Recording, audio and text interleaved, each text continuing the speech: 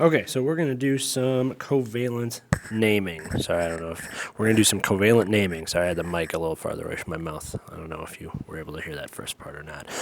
Okay, so covalent naming is nice and easy. All you got to do is look at the different parts of the compound and then look at the prefix or look at the subscript, and whatever subscript it is, that's what prefix you're going to use. So we're going to start at the top here with SiO2. Now, the two parts of SiO2 are silicon and oxygen, okay? Now, silicon has no subscript, so we would use mono, which is down here, the top prefix there, mono, because that means one. But since silicon is the first part of the compound, and there's only one of them, we're just going to drop the mono. We don't even need it. So we're just going to write, whoop, that is weird. I don't know how that happened, but we're going to get rid of that.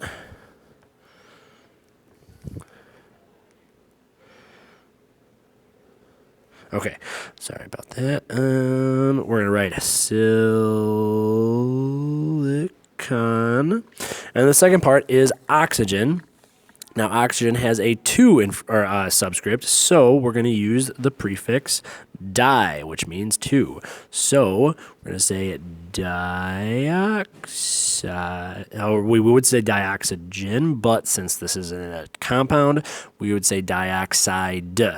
Anytime we have a non-polyatomic ion ending a compound, we replace the ending with IDE. So silicon dioxide. So pretty much anytime you have a covalent compound that you're naming, you're going to replace the end of it with "ide." All right, next one.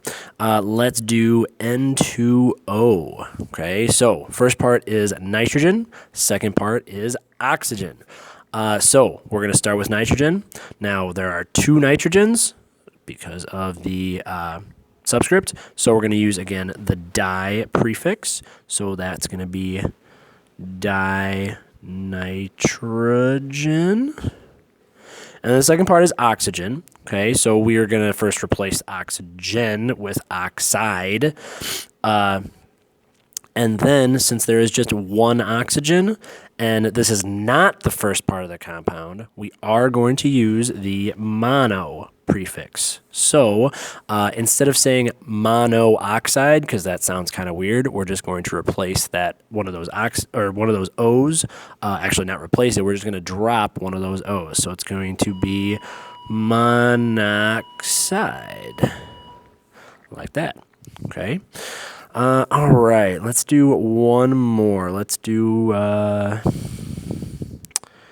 SF6. Okay, so again, we do the 2 parts. We have sulfur, we have fluorine. Okay, we're going to change fluorine to fluoride because it's in a compound. Sulfur, which only has 1, so we would use mono, but since it's the first part of the compound, we drop the mono, so we just do sulfur. Oh man, those are really bad U's. There we go. That's slightly less bad. Sulfur, and then F is fluorine, so we're going to change it to fluoride. And there are 6 of them, so we use hexa. So hexa fluoride. Whoop, that's supposed to be an I. Okay. So covalent compounds, pretty easy to name. All you got to do is look at the subscript and then use the appropriate prefix with that subscript. All right, hooray.